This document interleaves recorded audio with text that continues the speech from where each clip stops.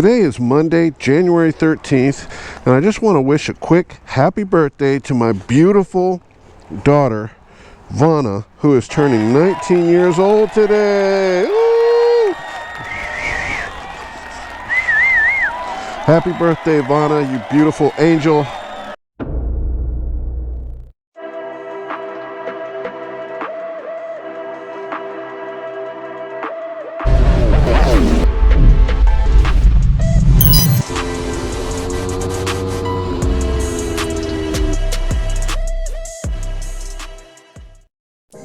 YouTube, Ant-Man Moto here.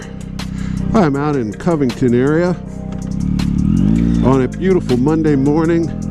It is January the 13th, and I am doing this vlog for tomorrow, Tuesday, because I always try to drop on Two-Wheel Tuesday, and but I haven't really been filming or doing much.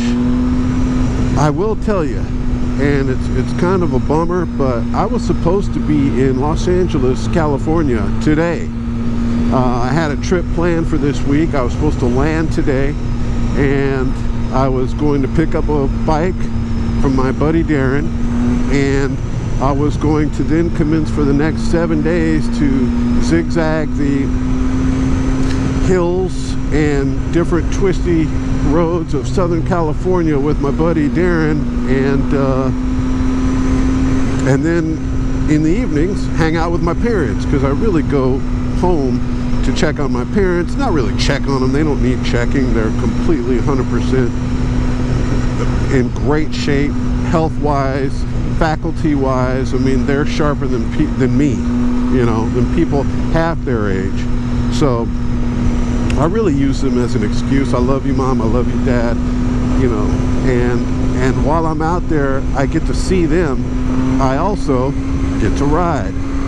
But the fires, the California wildfires, they really kind of put a damper on things.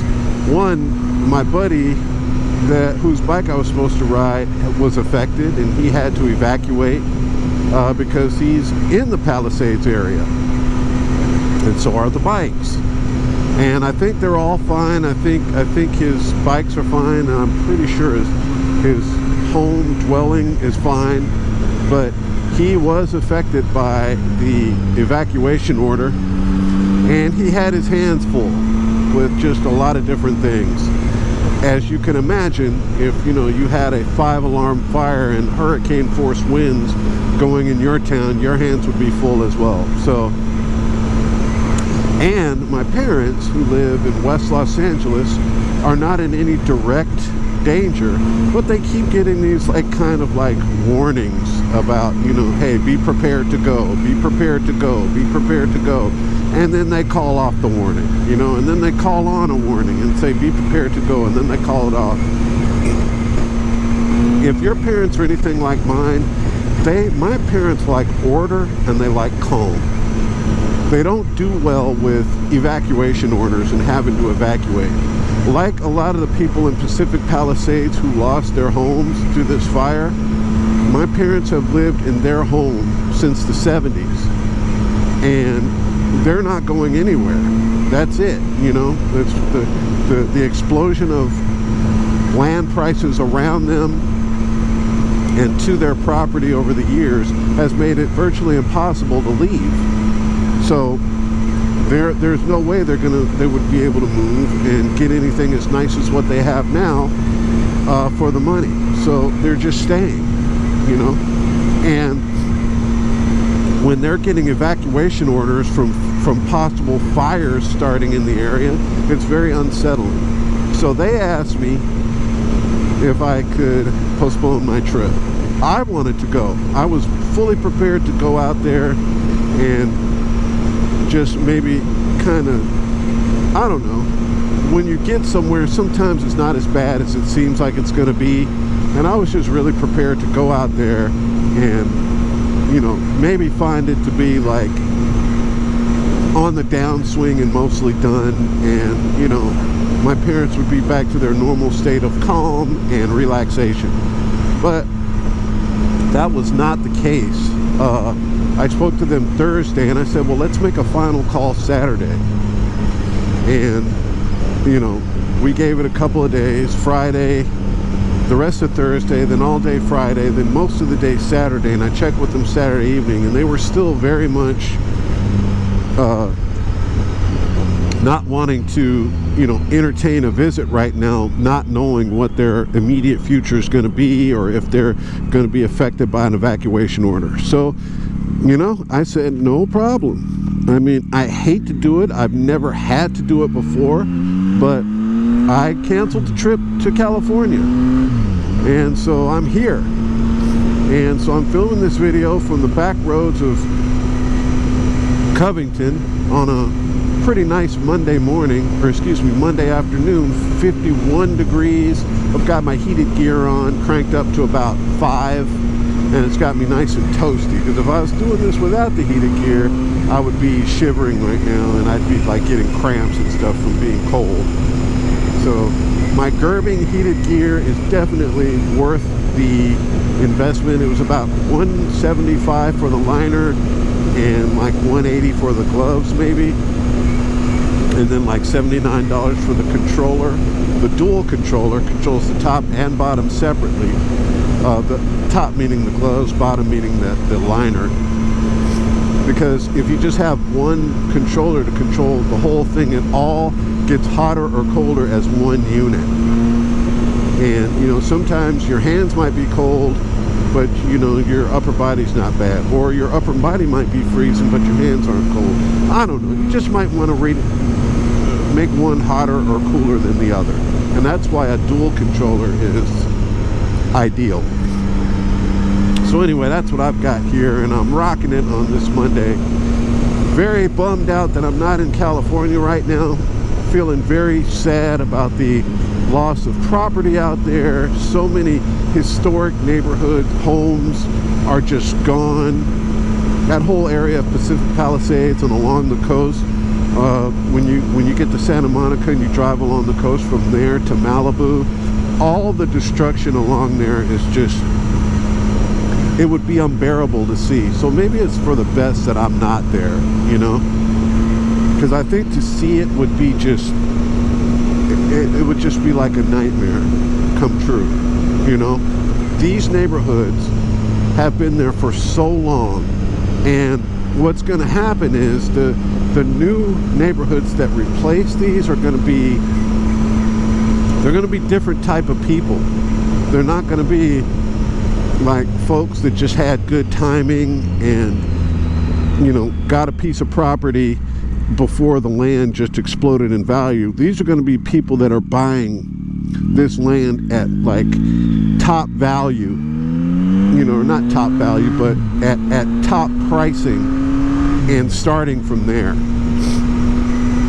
You know, I heard somebody say that the rental cost to lease a home was like, it went from $30,000 a month to like $50,000 a month for this one house in the area of Pacific Palisades. $50,000 a month, and they wanted 2 years lease in advance. What? Who? I mean, the only people that can afford that are bloody rich people. Regular people can't do that. So that's what I'm saying. You're going to have people like that moving into the area. And, you know, it's just kind of sad. It's just like, it's the end of an era for, you know, the charm of Los Angeles. And we'll see what happens. I don't know. But I just wanted to, oh, wow, how cool is that? Let me get a picture of that. I just wanted to come on here and, you know, just give my just deepest condolences to those in Los Angeles who have lost all of it, everything. And I just wish you the best in the coming months and years. And I hope the community gets together and helps you, you know, and helps you out. Wow, look at this. Wow. Are we allowed to look at this? Are we allowed to go on this?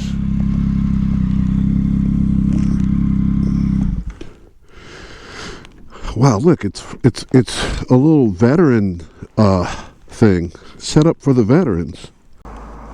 Nicely done. For the YouTube channel.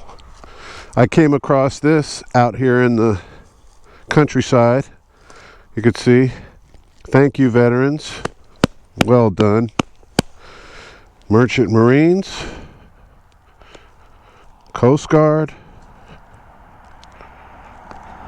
Air Force,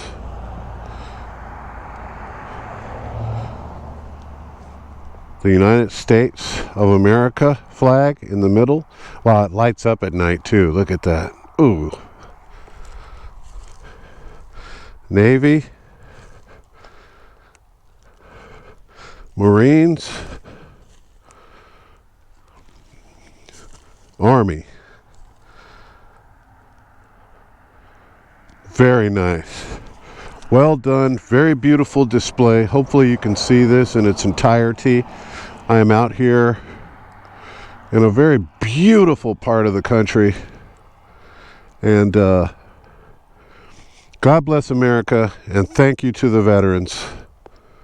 Very nice. Very nice display to the veterans. This is out in Covington, Georgia. I believe we're in Covington. But anyway, I just wanted to, just say a few words about my home city, which is Los Angeles, California. I was born and raised out there. I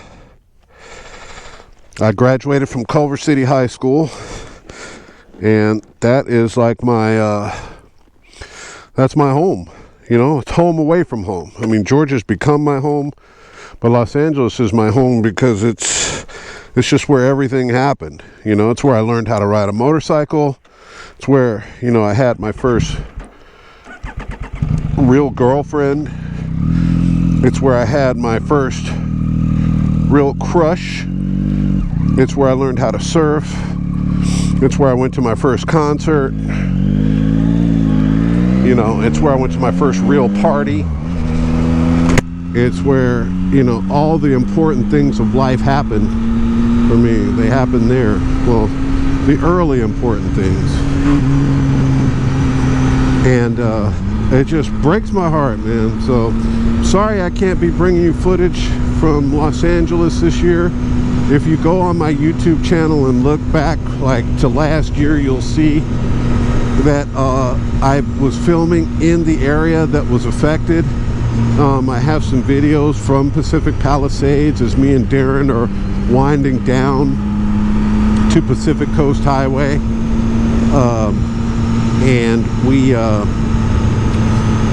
there's also quite a few videos of the whatchamacallit, Angeles Crest area, but mostly the videos that are like I was most stoked about were the videos along Malibu and, you know, up in the Santa Monica Mountains. So check those out if you want to see kind of what it was like up there. And then just imagine, you know, the roads are still there, but the landscape is totally different. And you could see how it would burn so easy because there just was a lot of brown, dry brush there, you know. And I heard a firefighter say it, you know, all it's going to take is a fire at the right time where we have a high wind system, and there's not going to be anything that they can really do to control it. And that's what happened last week. So look for stuff in the future on the video. This year, working with Southeast Motorcycle, thanks to them for last year for all they did for me, and, you know, hooked me up and at the races and let me demo ride bikes for them, and I did videos with them, and, you know, they treated me like one of the family, and they're a great dealership, and I'm super happy that they're in the Douglasville area and about to be in Blairsville up in the mountains. That's going to be awesome. So look out for that, and you know, we're gonna keep this thing rolling. I'd love to ride. I'm not a grandiose, like, ego-driven person that's trying to get money or trying to have a huge channel or anything. I just like riding. I just like making videos, and that's it. You know, I'm not like trying to have a Patreon or any of that stuff. I mean, if I had 1 million subscribers all of a sudden one day, maybe I might get a Patreon. I don't know. I don't know why I would get one, because I don't do bike builds or any of that stuff. I just ride. So thank you for hanging out with me. Thank you for spending time in Ant-Man Moto. Thank you for your kind words last year, and for your support, for your suggestions about things. You know, I got a lot of suggestions on parts, and I got suggestions on like how to do stuff smarter, or you know, how to fix something. And I just really appreciate the viewers of this channel. There's not a lot of you, which makes it even more special, because the few viewers that are on here, they really are engaged, and they really are like helpful. And for that, I'm extremely thankful. And I will see you on the next one. Take care of each other, but more importantly, take care of yourselves. And I'll see you in the twisties, or I'll see you back here on YouTube, whichever comes first. Alrighty? Peace.